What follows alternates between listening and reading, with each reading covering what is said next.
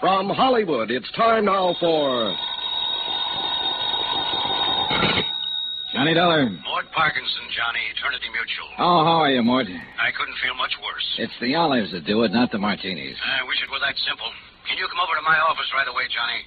Well, I guess so. I don't often pull that confidential business, but I really would hesitate to go into this one on the phone. Pretty rough, huh? I'm afraid you're going to find it even worse than that. It's about Ed Morgan, Johnny. Ed Morgan? I'm sorry. I know he was a good friend of yours. He's one of the best I ever had. Ed was a great guy. It's too bad he had to die that way. Johnny, it's too bad he didn't die a year sooner. What? You'd better come on over to the office.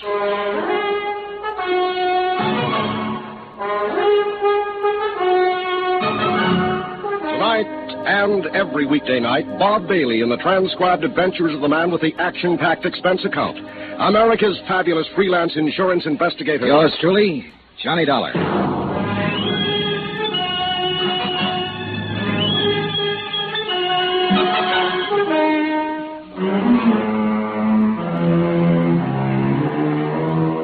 From Special Investigator Johnny Dollar to the Home Office, Eternity Mutual Insurance Company, Hartford, Connecticut.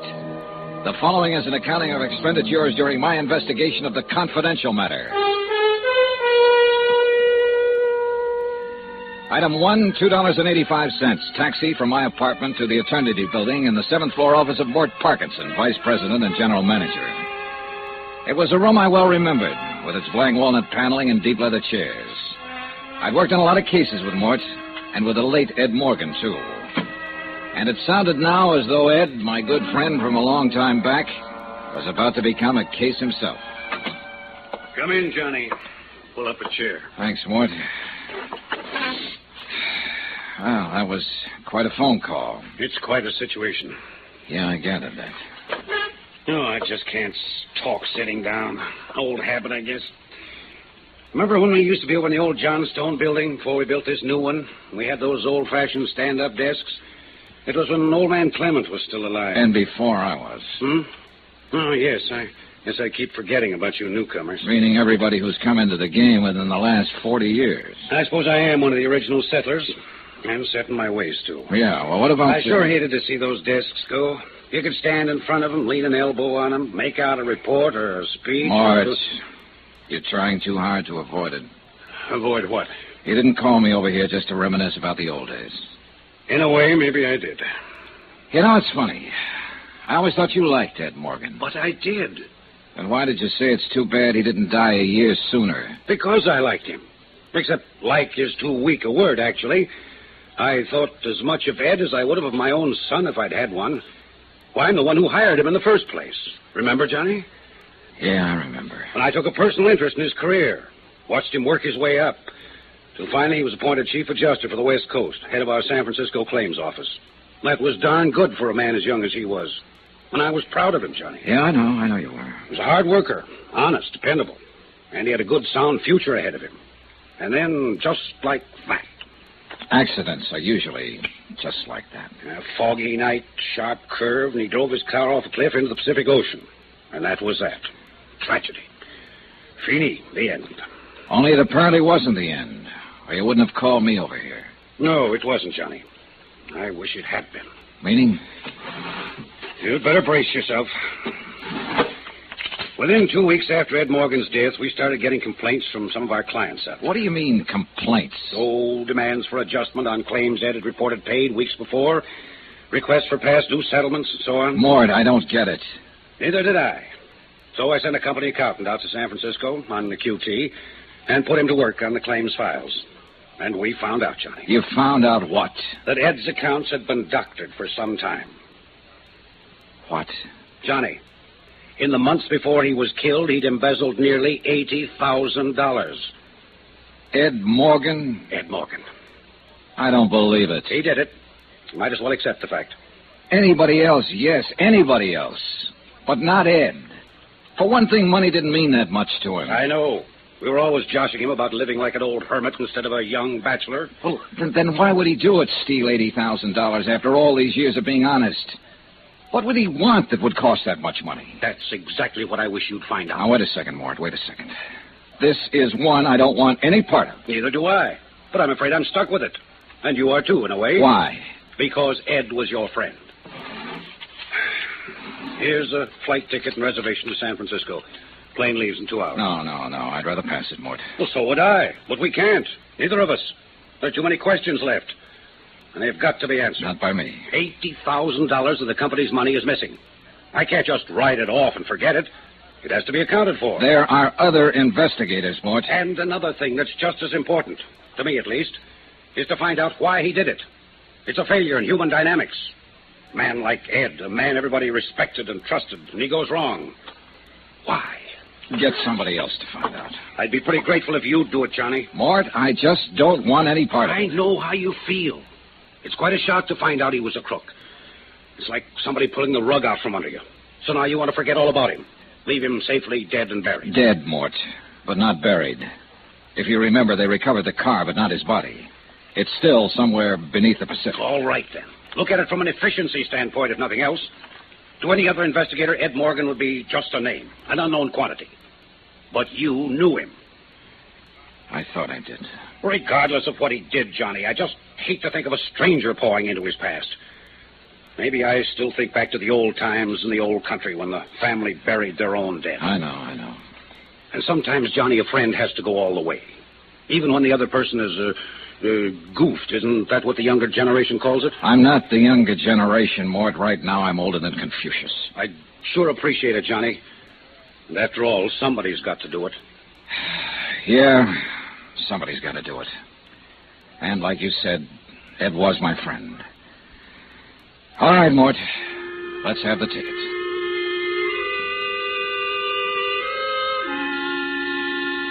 Item 2, $14.35. Tips, taxi, and incidentals in Hartford and same in San Francisco.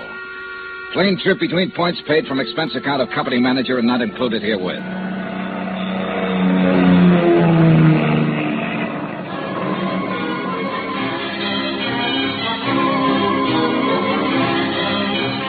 I went straight from the airport to Ed's last address when he was still alive, an apartment house in the Nob Hill section called the Drakeley Arms.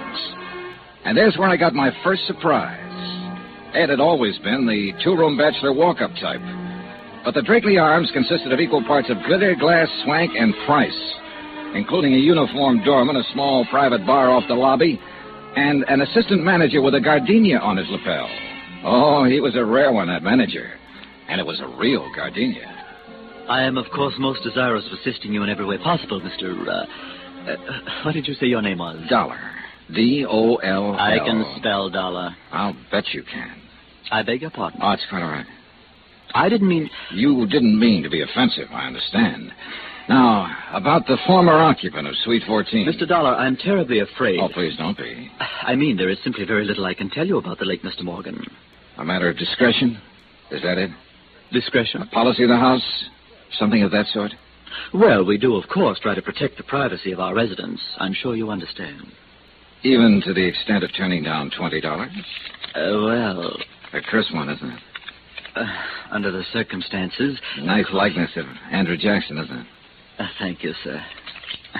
Gratuities of this nature are always so helpful in smoothing the rough pathway of human relations. Don't you think so, Mr. Dollar? Definitely. It's already helping you remember my name. Well, money is a mental stimulant, isn't it? Don't call it money. Just think of it as item 3. I beg your pardon. Item... That's quite all right. I meant... Yeah, I know. It's kind of a habit I seem to be picking up. Now, has your memory been stimulated any in regard to Ed Morgan? Oh, yes, the late Mr. Morgan. Pardon me, Mr. Dollar. Yes? Oh, yes, Countess Margie. Yes, I'll be delighted to send the boy up for 2 quarts of suds. Suds? Would a nice dry Bavarian ale be... Yes, Countess, just plain beer. Yes, Countess, right away. Frightful old lady. Mixes it with creme de menthe, you know. Now, where were we, Mr. Dollar? We weren't, not yet. Oh, yes, the late Mr. Morgan. Well, he'd been our guest, you understand, for about 6 months at the time of his tragic accident. What was he paying for his suite of rooms? Oh, well, ordinarily we don't release information of that. Forget it. This is not ordinary. How much? $1,200 a month. I see. Oh, he was a true gentleman, if I may say so. A bon vivant. And on the crassly materialistic side, if you'll forgive me, sir, a very free spender. Sorry, 20's the limit. Mr. Dollar, I was not trying to coerce your generosity by, well... Putting on another bite? Precisely. All right. So Ed was bedded down in a mink-lined stall and was throwing money around like water. What else? Who came to see him? What sort of visitors did he have? Well, none at all that I can recall. None at all? He leased that overpriced cubicle and then just sat in it? Well... What about friends here in the building? Most of our guests might be termed individually exclusive. Even eccentric in some cases. Except, of course, Mrs. Barrett. Mrs. Barrett? Yes. One of the loveliest guests we've ever had the pleasure of... Excuse me, Mr. Dollar. Yes. Yes, Countess Margie. The boy is on his way. I know. But he has to go clear down to the corner. Yes. Well, please tell little Pim Pam that I'm so sorry. The dog drinks that stuff, too. Now, where were we? About this Mrs. Barrett you mentioned. Oh, yes. Well, of course, she and Mr. Morgan were inseparable, you understand. They were together constantly. And Mr. Barrett? Oh, there wasn't any. Well, not recently, I mean. Deceased. You know, dead. Yeah, when? Early this year, as I recall. I didn't know him, of course. Mrs. Barrett moved in here shortly after his death. Not until then. And Ed Morgan, when did he move in? About 6 weeks later. Oh, he met her here then? Oh, no, they were already acquainted. Well acquainted. I see. In fact, I believe that Mr. Morgan and the young and very lovely widow met at the time of her husband's death. A matter of settling the estate or something of that sort. It would figure, all right. I don't remember exactly why I thought so, but I do recall having an impression at the time that he moved in here only because of her. And as I say, they were together constantly, right from the first. That's all very interesting. I wonder if I could have a talk with this Mrs. Barrett. That would be utterly impossible, I'm afraid. Now, look, if you think you can I pry... simply mean she isn't here. Isn't here? She's been gone for 10 days now. Where'd she go?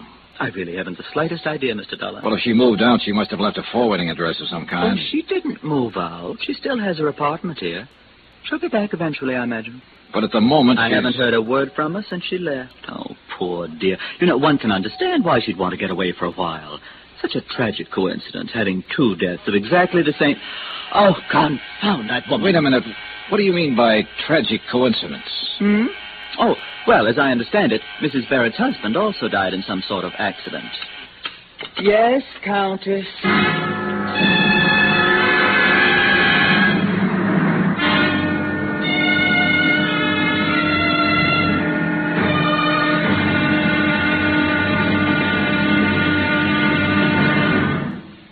Now, here is our star to tell you about tomorrow's episode of this week's story. Tomorrow, the trail back into a man's past is a faint and twisting one. And at times it runs through quicksand. Join us, won't you? Yours truly, Johnny Dollar.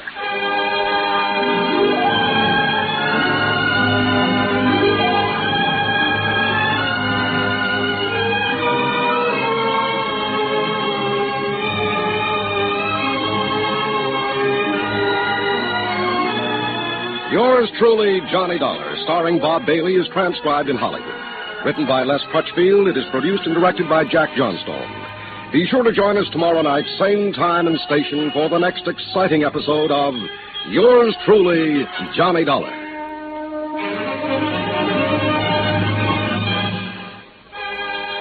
Hugh Brundage speaking.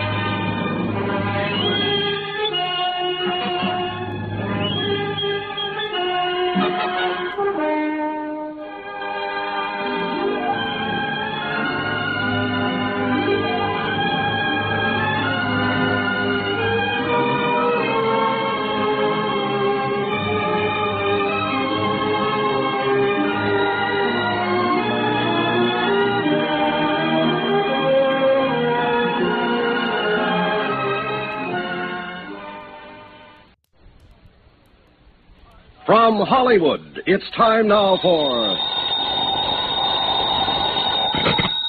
Johnny Dollar. Mac Woodson, Mr. Dollar. The girl from the claims office called and gave me this number. Oh, yes, Mr. Woodson. It seems we're working on the same case for the same company. Well, I've been working on Mr. Ed Morgan's files and records here for the past week now. I've turned up some... How much is missing? Well, about $80,000 so far. All of it was taken during the 4 months immediately preceding his death. I'll say one thing. In 20 years as an accountant, I've never seen a looting more cleverly carried out. Oh, Ed was a very bright lad. A man who'd go far, they all said. Did you know him, Mr. Dollar? I thought I did. He was one of my best friends.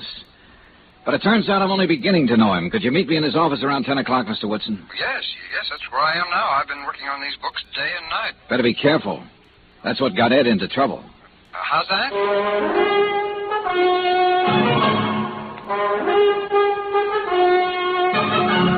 Tonight and every weekday night, Bob Bailey and the transcribed adventures of the man with the action-packed expense account, America's fabulous freelance insurance investigator. Yours truly, Johnny Dollar.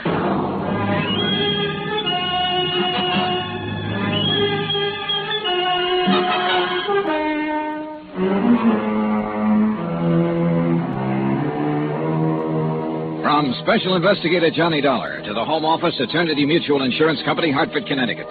Assignment, the confidential matter. Location, San Francisco. Expense account continued.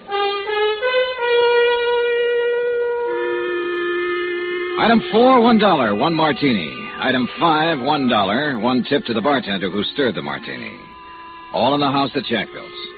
I don't know who built it, actually, but it took Jack to live in it. $1,200 a month, to be exact. That was the take-home bite for an apartment at the Drakeley Arms on Nob Hill. And, of course, that didn't include drinks in the intimate little private bar just off the lobby. And this is where Ed Morgan had lived during the last 5 months of his life, until he missed a curve one night and drove his car off a cliff into the Pacific. Ed Morgan, whose idea of a big night had always been his pipe, slippers, and a mystery novel. But things were different when I'd known him and been his friend. For one thing, he hadn't stolen $80,000. Or I don't think he had. Do you find the martini adequate to your expectations, sir? Oh, yeah, indeed. It's a heck of a belt for a buck. Thank you, sir. Quite a nice little place you got here. Oh, I find it a most agreeable sanctuary from the stress and strife and the hurly-burly of the city. Been here long? I have tended bar here in the Drakeley Arms Rendezvous for some 2 years now. Oh, then you may have known a friend of mine who had an apartment here up until a month ago. A Mr. Edward Morgan? Oh, yes. Mr. Morgan was a regular customer here. An eager supplicant for my humble and healing wares. A beer drinker mostly, as I recall. The Rendezvous does not serve beers, sir. Oh, forgive me. I didn't know. Quite all right, sir. Yes, I was here before Mr. Morgan moved in, and here I am still, now that he is no longer with us. Such is the chance and mystery of life. One just never knows. Precisely. Oh, could I serve you... Not yet, thanks. Get to know Ed pretty well, did you? The policy of the Drakeley Arms, sir, is to maintain a certain degree of formality in relations between guests and personnel. Sort of like a zoo, you might say, with bars to separate the people from the animals. The comparison is quite apt. Somehow, I can't see Ed Morgan sacking in a marble squirrel cage like this, George. I confess, he hardly seemed the type to me, sir. He was much too unrestrained for the Drakeley. He came in here a lot, did he? Almost nightly. For a few minutes at least, on his way to some gala night spot. Gala night spot, Ed Morgan? Oh, yes. In all the years I knew Ed, I was only able to drag him into a gala night spot once. He stayed 20 minutes, then left because his tie was choking. Are you quite certain that your friend was this same Ed Morgan? I wish I weren't.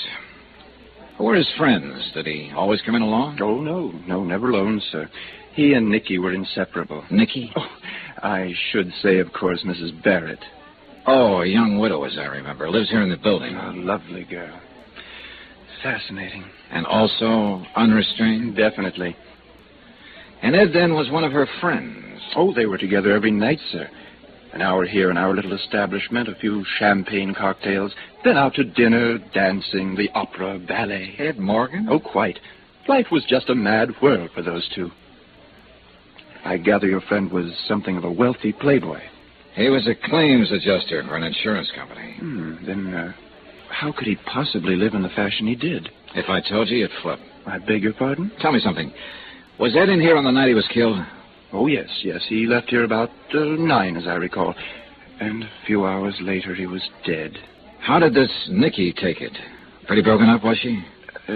She is a woman of very strong character. In other words, she didn't bat an eye. Well, I Look, wouldn't... that night Ed was killed. Did he leave here alone? No, sir. He was alone when he went off the cliff. Not when he left here, though. Nicky was with him. Item 6, $2.40, taxi to the Telegraph Hill apartment of Lisa Duval. Lisa had been Ed Morgan's secretary for about 4 years. But it seemed Miss Mousy Business at the office was Miss North Beach Bohemia at home. Italian slacks and halter, cushions on the floor, and naturally a view of the Bay Bridge from a corner window. We sat on the floor, naturally, and drank Chianti from a half-gallon jug, while a record player moaned agonizedly under the gouging of its needle. Bar talk, I gathered, was now last year's kick. This was progressive jazz. Maybe this seems a little affected to you, Mr. Dollar. The way I dress and live in private life, as you might say. Why so? Everybody's got a right to salt his own dish of porridge the way he likes it. Well, I've done this deliberately, I guess, as a sort of antidote for the insurance business. Has it been that bad? Not bad. Boring. Oh, not your end of it, of course. Investigation work must be exciting. Yes, scream a minute, day and night. But just keeping records, filing papers week after week. I used to stare out of the office window at the ships in the harbor and think about stowing away on one. But, of course, I didn't have the nerve. Too bad. The cruise would have been delirious. I thought of quitting several times. I guess I stayed because of Ed, Mr. Morgan. Oh? He was always so wonderful to work for. So lenient and understanding. Up until the last few months, at least. What about those last few months, Lisa? What came over him? I don't know. He was different, that's all. As though he were tense and nervous, under pressure. Any idea where the pressures came from? He didn't confide in me, Mr. Dollar. What were your personal relations between the two of you during the years you worked for him? What do you mean? Well, I mean, were you friendly, formal, strictly business? Friendly, I think, would cover it best. Did you see each other outside of office hours? Occasionally. I noticed one of his pipes there in the bookcase. He'd come here sometimes in the evening, and we'd listen to music and talk. Up until the... Until the last few months?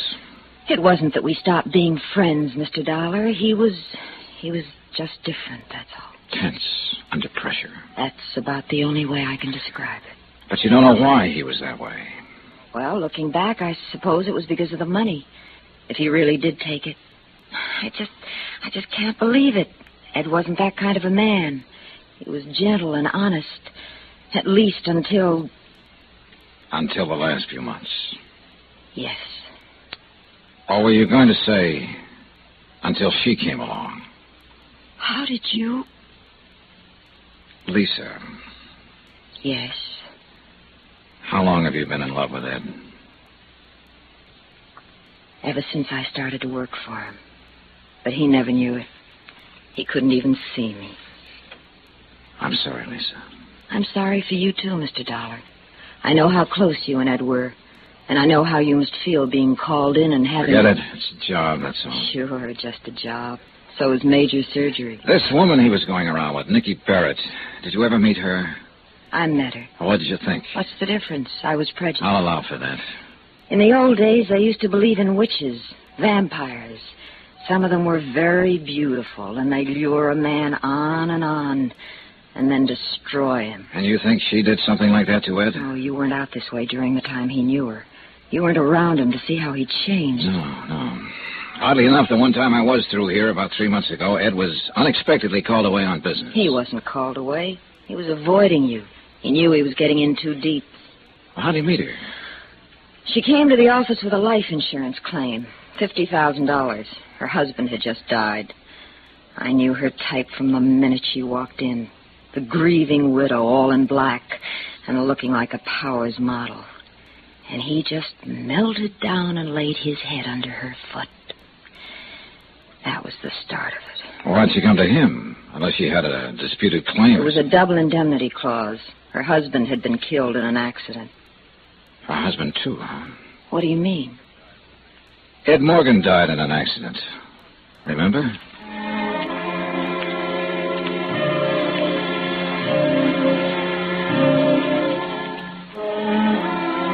Item 7, $1.15, taxi from Lisa's apartment to the Deckman building on Montgomery Street. It was after 10 and the financial district was nearly deserted. The canyons between the tall buildings were hollow and empty. A cold wind was blowing off the bay. Or maybe it was blowing out of the past. An old past, dead and far away. The pattern was beginning to look familiar. Too familiar. Lord, the woman gave me the forbidden apple to eat. Ed, too, it seemed. The same old whine, the same old dodge. And yet there was something not quite right about that pattern. The accountant runs into some funny ones, Mr. Dollar. This Morgan case here is one of them.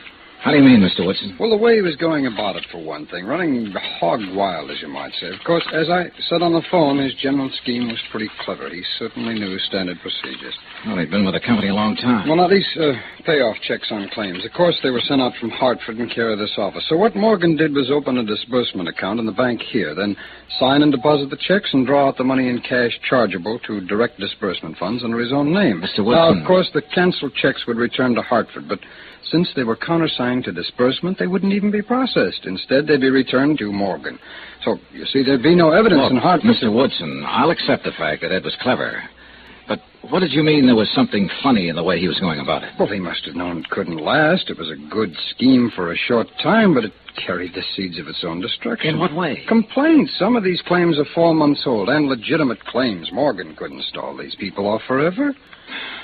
Oh, I see. Only other embezzlement case I worked on that was similar was a man who worked a quick swindle for a blackmail payoff. He knew he'd probably get caught, but he just had to take the chance.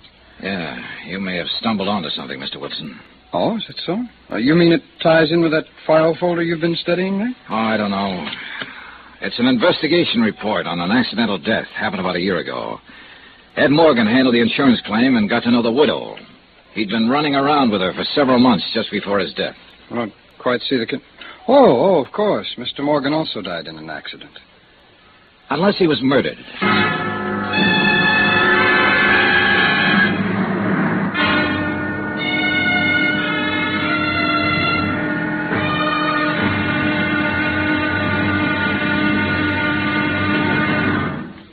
Now, here is our star to tell you about tomorrow's episode of this week's story. Tomorrow, $80,000 and a beautiful girl, both missing. Then one of the two is found and a bombshell explodes. Join us, won't you? Yours truly, Johnny Dollar.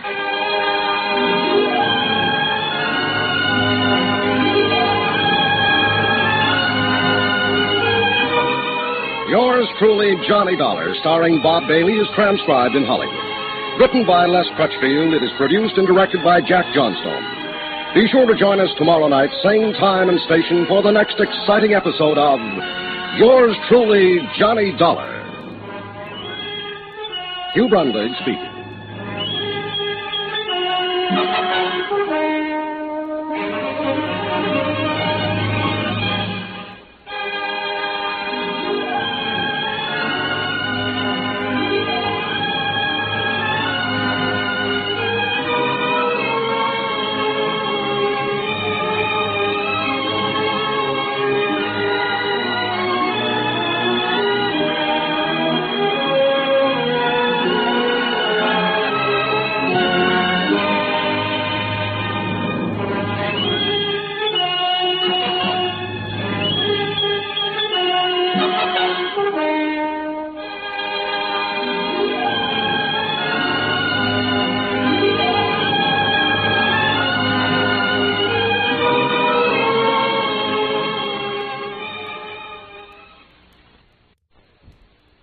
From Hollywood, it's time now for... Johnny Dollar. This is Hector, Mr. Dollar. Hector? Hector Nerkley, at the Drakeley Arms Apartments. You were here night before last inquiring about the late Mr. Morgan. Oh, yes, I remember. What can I do for you, Mr. Nerkley? Oh, it's really quite the other way around. All right, what can you do for me? Well, I can give you some very interesting information. If you you care to come over here. Why can't you give it to me on the phone? I'll tell you exactly why, Mr. Dollar, when you come over. Oh, for the love of Pete. Temper. And why not? A month ago, the best friend I had in the world drove his car off a cliff into the Pacific. And his body's still out there in the ocean somewhere. It's never been recovered. Mr. Dollar? Then it turns out he was $80,000 short in his accounts. I can't find the money, the woman he was running around with before his death. I can't find out anything. And now if I want some... All right, I'll be there in 30 minutes.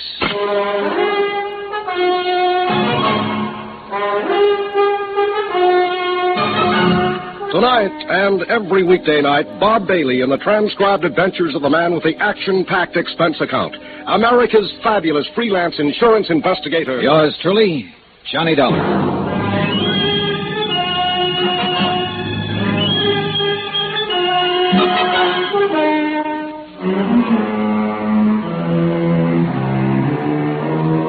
From Special Investigator Johnny Dollar, location San Francisco.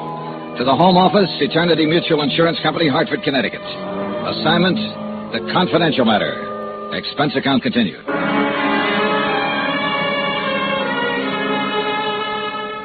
Item 9, $1.70 taxi from my hotel to the Drakeley Arms Apartments. A snooty, high-priced joint where Ed Morgan had lived during the last 4 months of his life. Ed Morgan, a pipe-and-slippers bachelor who'd suddenly and strangely turned to champagne cocktails and high living. Who, as head of an insurance claims office, had found a way of swindling his employer out of $80,000 in 4 months, and who died a month ago as mysteriously as he'd lived. This was the man who at the moment was my assignment, whose past I was supposed to uncover. And he was also the man who'd been my lifelong friend. Well, good evening, Mr. Dollar. My, you did make excellent time. Now, look, if this turns out to be a runaround, so help me out. Temper? All right. You said you had some very important information that couldn't be discussed over the phone. Well, it could have been discussed, of course, but, well, this information has to do with one of our guests, Mr. Dollar. A certain lovely young widow whom you seemed most concerned about the last night. Nicky Barrett. Quite. Has she come back? Is she here? I'm afraid not. Then what is it? First, I must ask you what your intentions are toward Mrs. Barrett.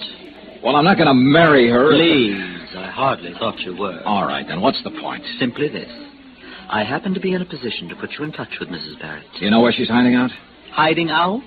All right, I'll drop the implication. Do you know where she is? I do. Well, then let's have it. Why do you wish to find her? Because she's the only lead I've got on the Morgan case. She and Ed were thicker than thieves during the 4 months before his death. And she was with him the night he was killed. Earlier in the evening, at least. Are you going to have her arrested? No. I just want to ask her some questions. I've got no case against her. Not yet, at least. Mr. Dollar, can I depend upon you in one very important respect? What's that? Under no circumstances must you let Mrs. Barrett know that I told you where she is. What's the matter? Afraid the board of directors would bust you to bellhop and strip off your gardenia? That is not amusing. Nor too improbable, as a matter of fact. After all, the watchword of the Drakeley Arms is discretion. Yeah, well, all right. It's a deal. I won't tell her. Of course, there is one more little detail. Oh, now what? Well, the last time you requested information from me, Mr. Dollar, you were kind enough and generous enough. Well, really, this is a bit awkward. What is it, Hector? Is the gardenia fund getting low? Well, you did say, as I recall, that it was merely an item in an expense account. All right. Here's another $20. Oh, thank you, sir. Now, what about Nicky Barrett? Well, we just received a letter from Mrs. Barrett. She asks that her mail be forwarded to her in care of American Express, Panama City, Panama. Item 10, $20 gratuity. Item 11, $388.45. Hotels and telegrams, incidentals in San Francisco, and plane fare to Panama.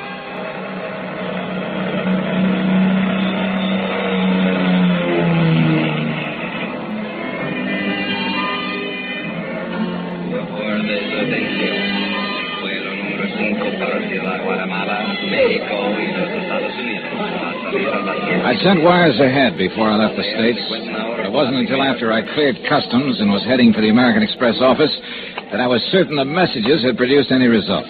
Dispénseme, por favor. Yeah? You are Senor Johnny Dollar from the Estados, no? That's right. Capitán Garcia Ramullo of the Panama Federal Police, a sus órdenes. Oh, glad to know you, Captain. I am honored, senor. We have received your telegram, and I have been instructed to cooperate with you very intensely. Well, it may take just that. Now, about the woman I described in the telegram. The Senora Barrett. Oh, Santa Madre, what a beautiful woman. So I've heard. You have not had the pleasure of acquainting her? Not yet.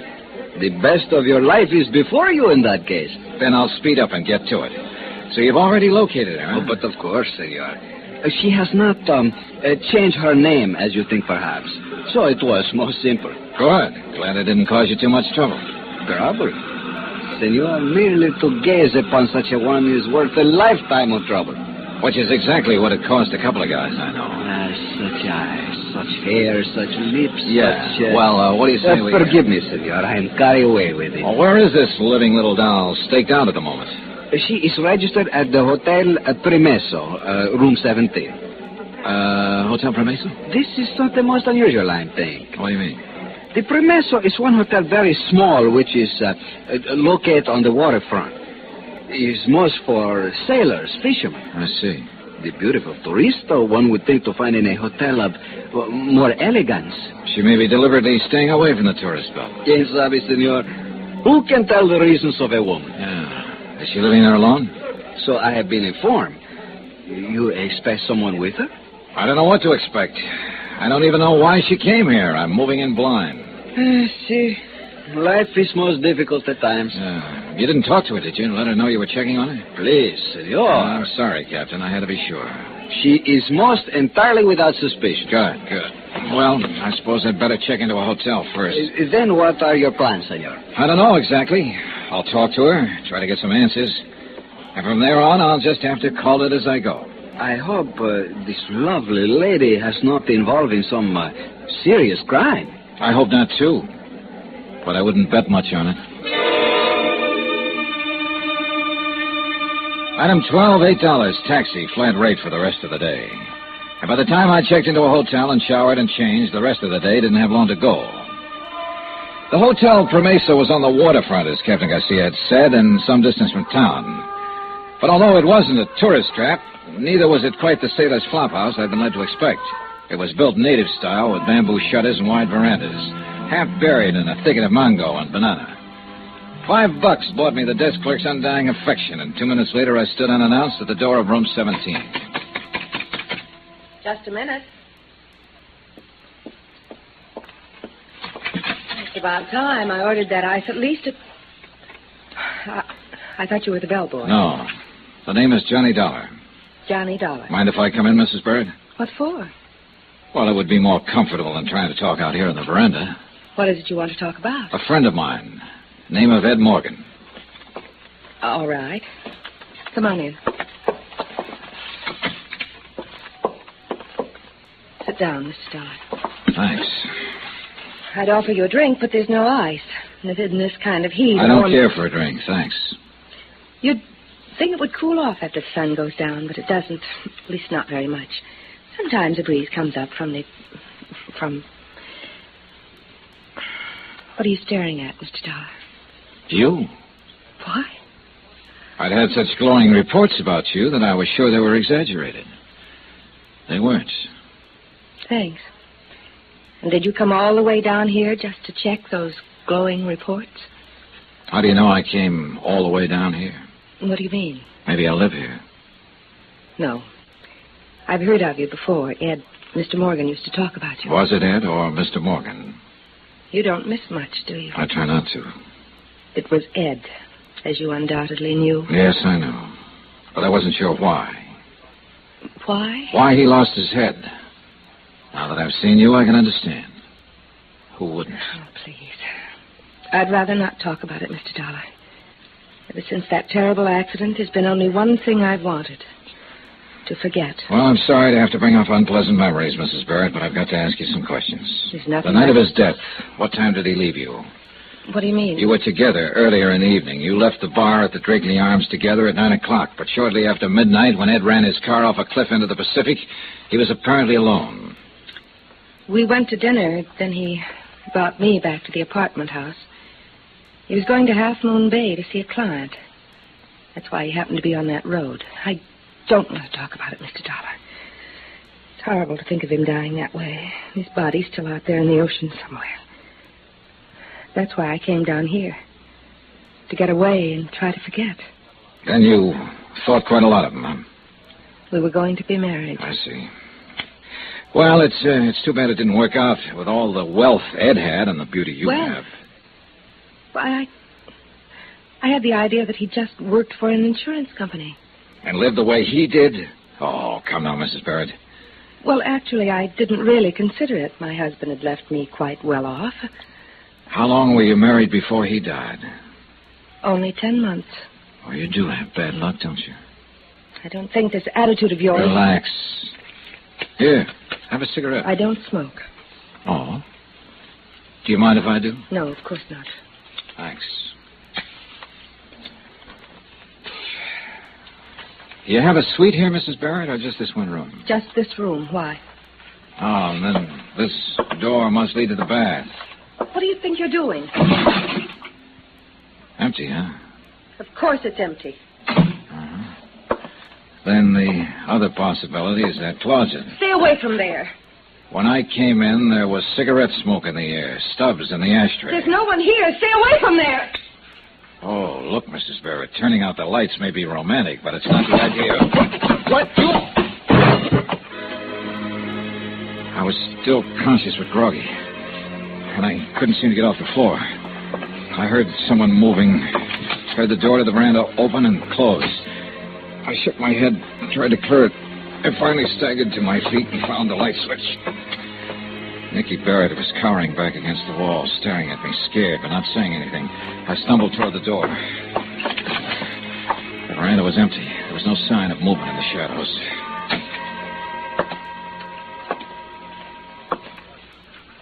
So there was somebody hiding in that closet. No.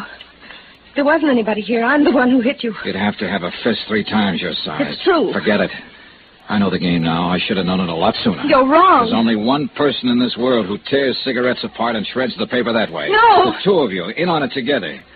They didn't find his body because there wasn't anybody to find. He's still alive. He was right here in this room. That was Ed Morgan.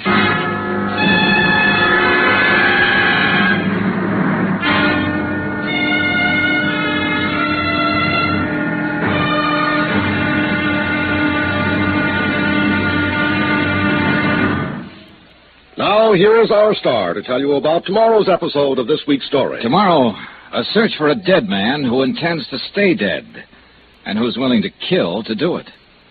Join us, won't you? Yours truly, Johnny Dollar.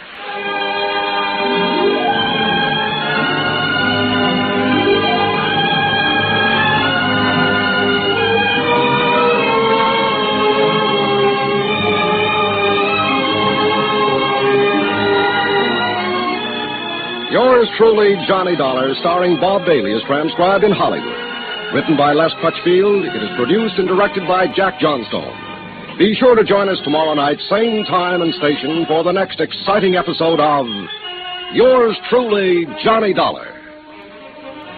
Hugh Brundage speaking.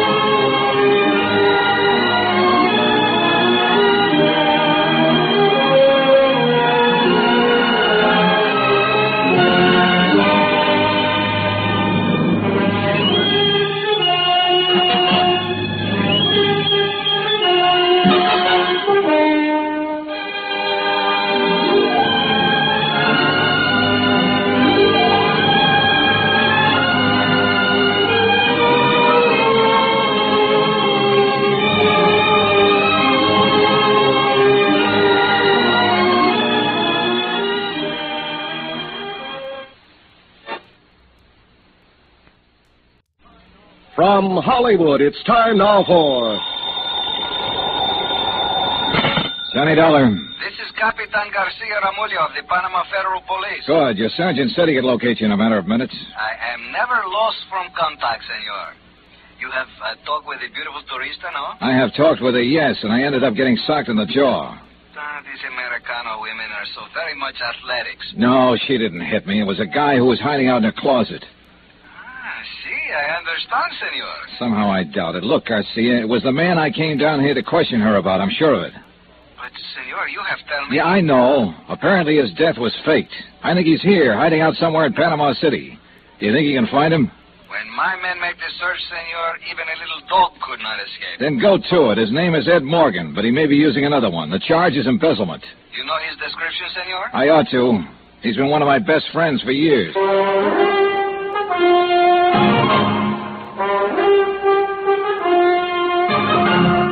Tonight and every weekday night, Bob Bailey in the transcribed adventures of the man with the action-packed expense account. America's fabulous freelance insurance investigator. Yours truly, Johnny Dollar.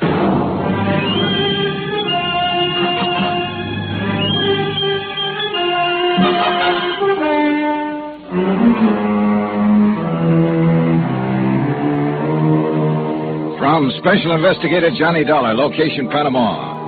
To the Home Office, Eternity Mutual Insurance Company, Hartford, Connecticut. Assignment, the confidential matter. Expense account continued. Item 14, $12.85. Telegram to Hartford, advising them that the case had turned in a completely new direction. I'd taken the case with the idea of digging up a man's past. A man who had been one of my best friends. Of finding out why, after a life of complete honesty and loyalty to his company, he had suddenly gone wrong and embezzled $80,000. I'd found out that part of the why was probably a lovely young widow named Nicky Barrett. But I'd found out more. The man we thought dead, who'd supposedly drowned when his car went off a cliff into the Pacific Ocean, was still alive. So now it was a matter of filing charges, requesting extradition for Panama, and, of course, capturing the fugitive. That I left to Captain Garcia for the moment and went to bed.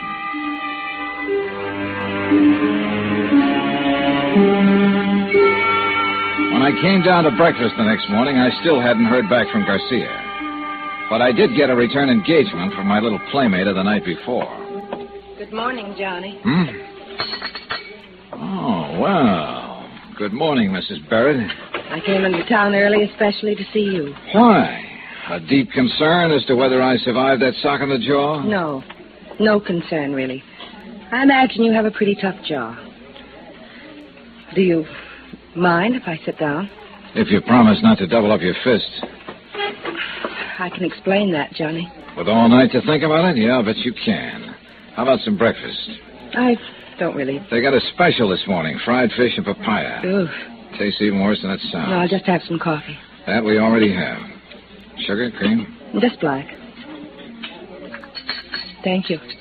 All right, you're on. Spin it out.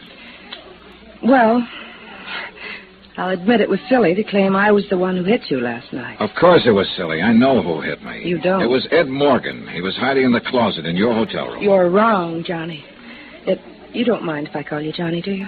I mean, you and Ed were such close friends. I feel I almost know you. You could be wrong, Mrs. Barrett. I used to think I knew Ed until he met you and decided to tap the till for $80,000. All right, call me Johnny if it gives you more confidence in your act. It's not an act. Okay, if you didn't hit me and Ed didn't, then who was it? Let's just say it was a friend. He wasn't very friendly to me. He misunderstood your coming there. He shouldn't have been there himself. He's married, and not that I knew it, though, until last night. That's not a bad attempt, Mrs. Barrett, at a snow job, but I still don't buy it. Better drink your coffee. Johnny, Ed was drowned in San Francisco when his car ran off into the ocean. He's dead. How can he be dead in San Francisco and still be tearing up cigarettes in Panama? I did that. You don't even smoke. But the man who was there last night does.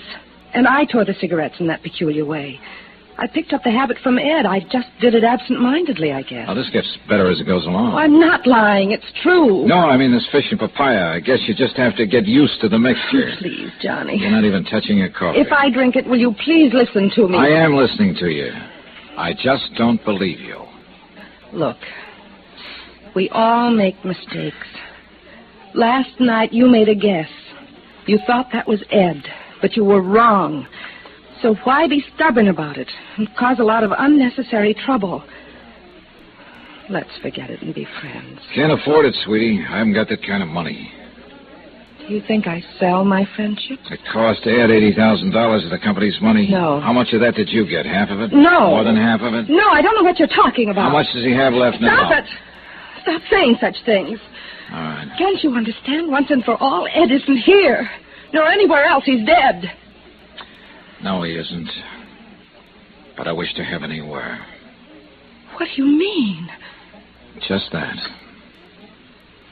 But he was your friend. That's right. He was my friend. When I heard about his accident, heard he'd been killed, it hit hard. It hurt plenty. And I guess it hurt even more when I learned he'd been stealing from the company. John, so I took the job of digging into the mess and trying to find some answers. I didn't want the job, didn't want any part of it, but I took it anyway. Somebody had to do it. And he had been my friend once. And then I find out he's still alive. No, so you Johnny. see what it means? Now I've got to catch him and take him back to stand trial. And that's going to be even tougher than facing his death and the fact he was a crook. If Ed were alive, you'd take him back? Help send him to prison like any other common criminal? That's what he is, isn't he? But he was your friend. Oh, skip it. You wouldn't understand. I might, if you'd let me try. The only thing you're trying to do, Mrs. Barrett, is to con me into thinking I might possibly be wrong. Thinking maybe it was somebody else in your room last night. I told you. The idea is to throw me off balance just long enough so the two of you can make a run for it. Nice try, only it won't work, so knock it off. Ed and I were going to be married, Johnny. And the shock of his death... I said skip it. Ed used to talk about you. He told me you were this way. Hard and cold and ruthless. Then he has no excuse. He knew what to expect. But I didn't believe it. I didn't think anyone could be... Yes, senor. Oh, good morning. I don't believe you've met my companion. I have not been so fortunate, senor. This is Captain Garcia of the Panama Police, Mrs. Barrett. Hello. I'm greatly honored, senora. Might be a good idea to take a careful look at her, Garcia. You will probably be arresting her in the next day or so as an accomplice to fraud.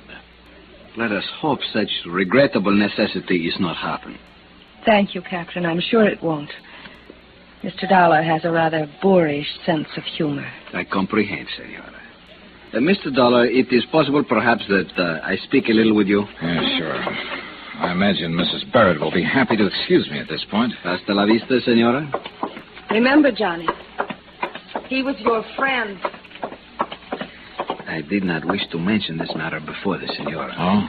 I think it's better she's not here. Hear what? Have you turned up something? Yes, si, senor. I have to tell you, not even the little dog can hide from Garcia. So? We have located this man, Ed Morgan. I got into the police car with Captain Garcia, and we drove out of town and followed the shoreline for about 6 miles. Then we pulled up near a cluster of rickety wharves built around the edge of a tiny inlet. There were numerous native fishing boats tied against the pilings, but no village, no shacks, nor any other sign of a habitation. Garcia cut the motor and lit a cigarette. Pues aquí estamos. Here we are, senor. Here? He's hiding out here? Si, senor. He's live on one of the little fishing boats which are tied to the wharf. The number 3 one there, which is blue-painted, you see? Yeah, I see it. Well, a place like this would be safer than a hotel. You're pretty sure it's him? Pues, Miguel Ronesto, who is on the boat, said this man come out here 1 month ago. He paid Miguel much money just to live on the boat, tie up at shore. And he's like you described, senor. I think so is him. All right. I'll go on board and talk to him. And I think I'd better go alone, Garcia. Whatever you wish, senor. I wait for you here. Okay.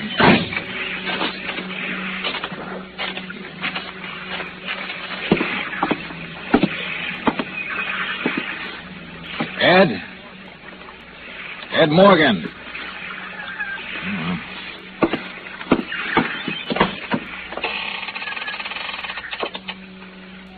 Ed. I know you're here, so you might as well answer. Cabin's unlocked. Come on down.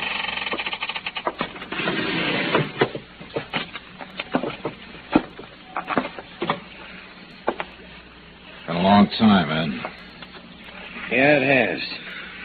Sorry the place is so littered up. Temporary quarters, you understand. Sit down. Thanks. Johnny, why did it have to be you?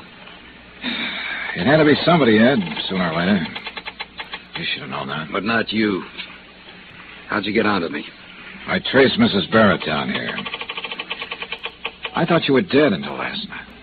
She wasn't supposed to show here for 6 months. Last week, here she was. Couldn't wait. Why did you do it, Ed? You wouldn't understand. You've always had dames crazy about you without lifting a hand. But not me. This face always stopped them. Sure, I used to laugh about it, but... you just wouldn't understand. And this woman was different, is that it? Nicky fell as hard as I did. I didn't know women like her even existed. She's for me all the way. Is she worth the price tag? $80,000? Cut it, Johnny. It's not that way. It's just that Nicky had always lived well, and I had to live that way, too, in order to be around her. I got in further and further, and finally I was in too deep to pull out. Did she know you were stealing from the company? Not at first. The blame's all mine, Johnny, not hers. You picked your own apples, is that it? Call it that. And I didn't spend all that money. We decided to get out of the country, start a new life together. I figured I'd need that much. And Nicky agreed to that plan? Sure. That's why she's here. She sold out and came on down. Only she didn't, Ed. She still has her apartment in San Francisco. You're wrong, Johnny. She sold her furniture, her clothes, everything. The stuff is all there, Ed. I saw it. You're lying, Johnny. She pulled stakes. She told me. Okay, she told you.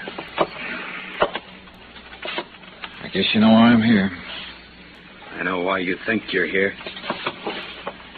Hold it, Johnny. Don't move. I've had this gun on you since you came on board. I know you have. But I wonder if you'd really use it. Don't try to find out. And don't tell me I'm in a spot. I know that. But I'm going on as far as I can. And if I have to kill to do it, then I'll kill. Maybe I could have stopped him. Maybe he wouldn't have fired, I don't know. And for one reason or another, I didn't feel much like finding out. I let him go. He backed out of the cabin hatch and bolted it on the outside.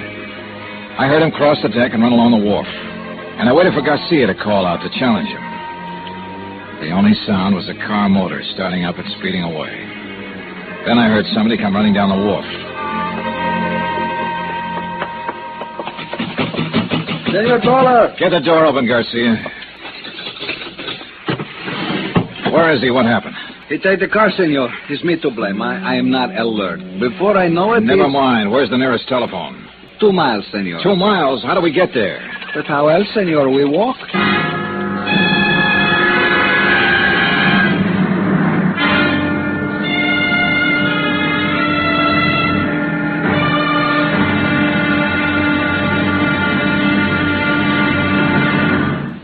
Now, here is our star to tell you about tomorrow's final episode of this week's story. Tomorrow, fate plays a devil's tune, collects a payment long overdue, and the music ends on a scream. Join us, won't you? Yours truly, Johnny Dollar.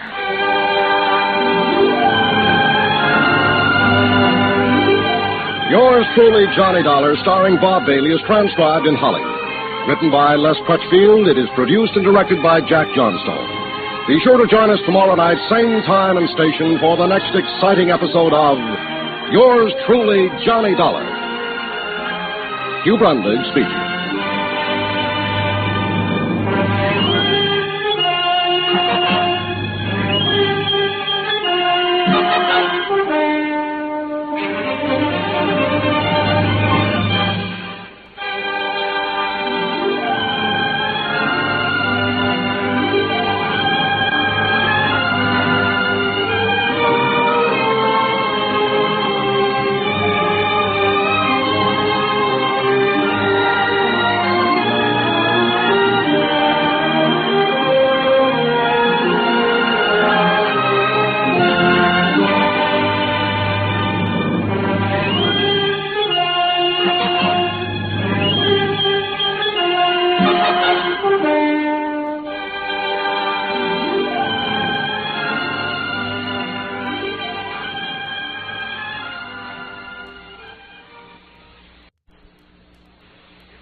From Hollywood, it's time now for... Johnny Dollar. Capitan Garcia Ramullo, senor. Oh, Garcia. Of the Panama Federal Police. Tell me, have you... Senor, the most intensive troubles are being extended in this matter. Which means you haven't found him yet. Every man of the police is active alert. I'm happy to hear it. You may rest assured, senor, that the capture of this dangerous Americano gangster is occur at any moment. Have you found any trace of him? Senor, I wish to advise you that the entire resource of my policia is at the disposal of our good neighbor of the north. Thank you very much. Do you know where he's headed? It is only by cooperation that our two great Garcia. nations... Si, senor? Do you have any idea at all what's happened to Ed Morgan? No, senor.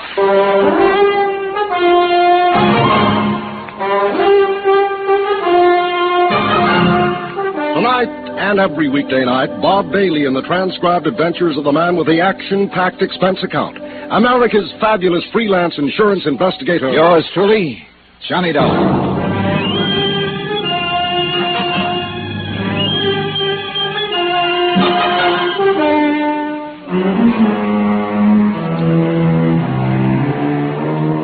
From Special Investigator Johnny Dollar, location Panama. To the Home Office, Eternity Mutual Insurance Company, Hartford, Connecticut. Assignment, the confidential matter. Expense account, final page. Item 15, $1.10, taxi from my hotel to Plaza Bolivar and the office of Captain Garcia, Commandante of Police.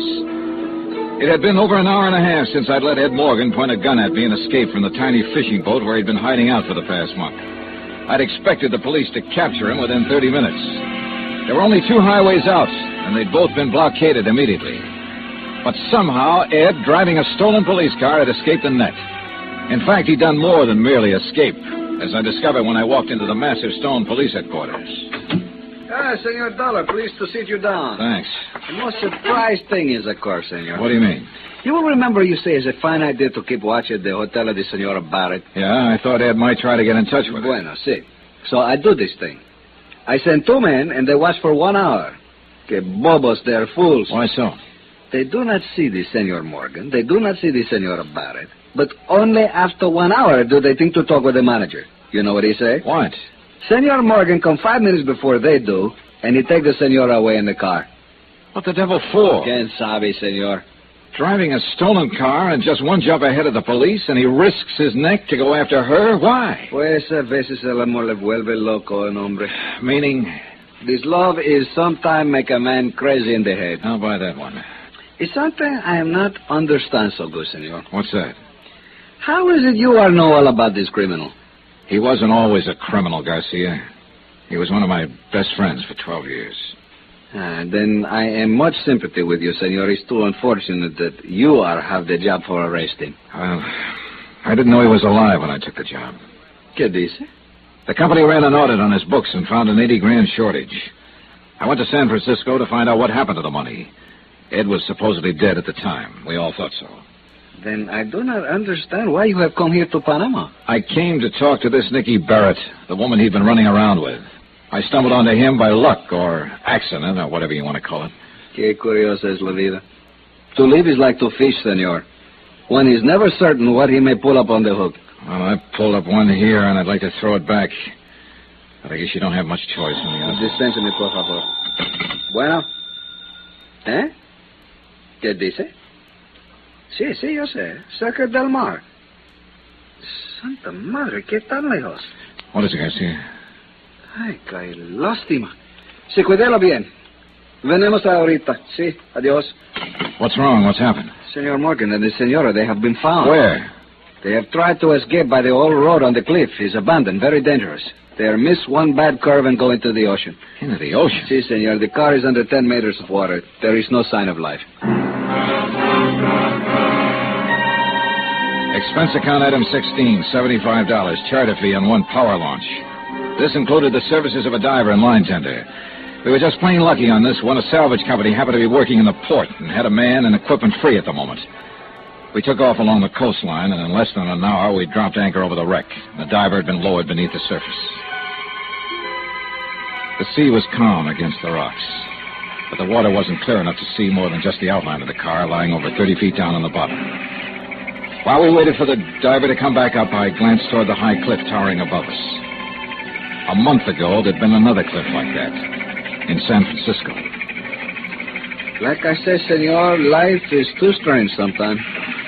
So is death. This man, this woman, they meet, they look one at each other, and what are they think? A lot of things, maybe. But not that they'd end up here, like this. Cato it is, senor. Who can ever know if one day he will come Wait a second. The diver's coming up. I see. It's too bad he doesn't have a system of telephone. In this case, we can talk on the water. We didn't have time to rig it up. Well, we'll soon know, I guess. I am most sorry for you, Senor Dollar, that your friend has to die like this. I faced the idea of his death a month ago and accepted it. Then I had to face some other things about him. Another shark now doesn't seem to have much meaning. It's just a matter of... Hey, there's the diver. He's up at the rail. Hey, let me give you a hand with that faceplate. I'll work on this side. It's very complicated, this diving business. Yeah. Well, this is kind of an old-fashioned rig. They got suits now with self-contained oxygen, independent control.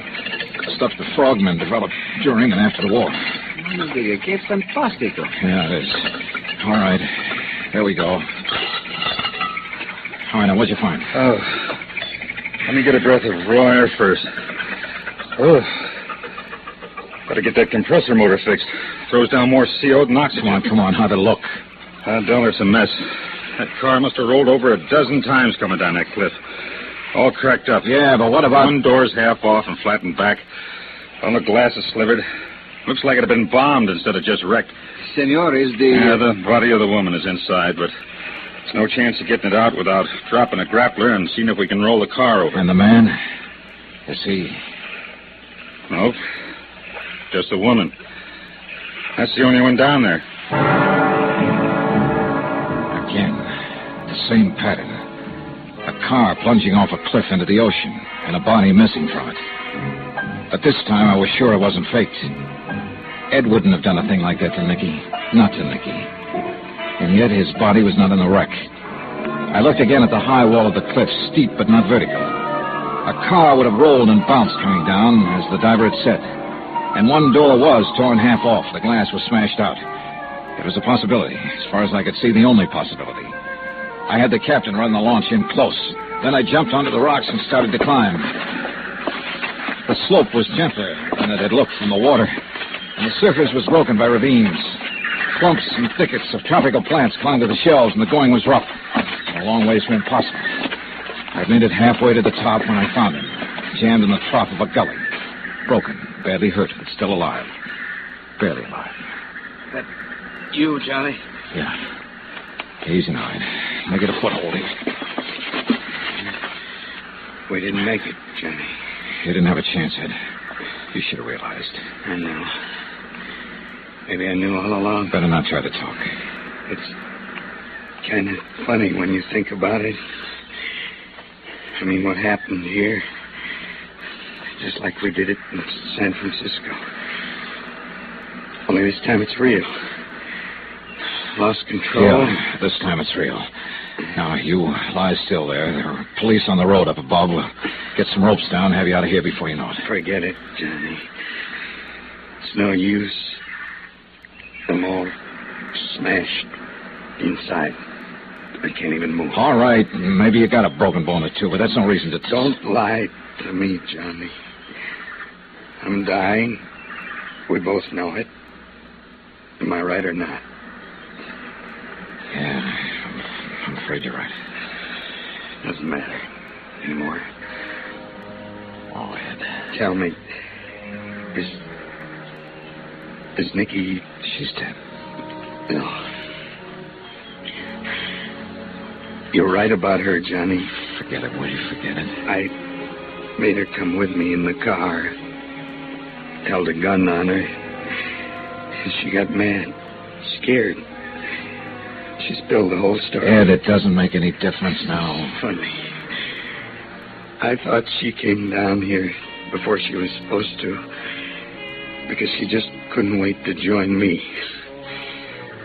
But she only came to get the rest of the money. She wasn't planning to stay. Listen to me, Ed. This kind of talk... She didn't love me. Never did. She admitted it right before we went off the cliff. But I thought she did, Johnny, for a while. And nobody else ever let me even think it. Please, Ed, why don't you try to forget about it? You know something, Johnny? What? If I was to go back, I think I'd do the same thing again. Nikki, the way she could be when she wanted to, it gets you. Got me anyway. It's crazy. Maybe there's just no answer for a guy like me. Except this. I don't know, Ed. I'm not a judge. Kind of figures, you know. Nikki dying, too. I bought her and paid for her. I at least ought to be able to take her with me. After all, Easy now, Ed. The money. What's left of it. It's inside my coat. Give it to Moore. Tell him I'm sorry. Make him understand. He will, Ed. You too, Johnny. I'm sorry. I guess I don't know what else to say. Forget it. But I still think I'd do it all over again. Crazy, huh? There are times we all go a little crazy. I got no right to ask, but if you would, I'd sure appreciate it. I mean, if you'd just shake hands with me. Oh, sure, Ed. Here you go. Funny,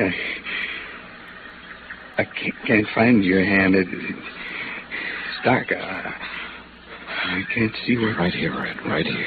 Oh. I shake you ugly old son of a gun. Thanks, Johnny. Thanks for not...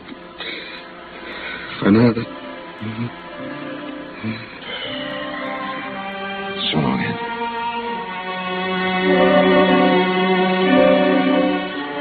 Item 17, $487.25. Hotel and incidentals in Panama and transportation back to the States. Expense account total, $912.61. Am forwarding under separate cover by American Express, insured $62,112.30. End of account, enter report. Remarks? No, Mort, not on this one. Ed Morgan was my friend. The report stands. Yours truly, Johnny Dollar.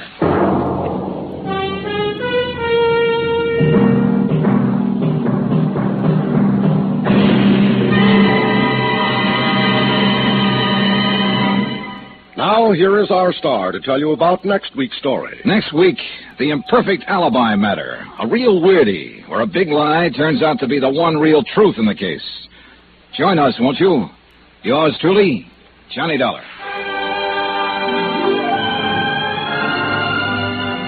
Yours truly, Johnny Dollar, starring Bob Bailey, is transcribed in Hollywood. Written by Les Crutchfield. It is produced and directed by Jack Johnstone.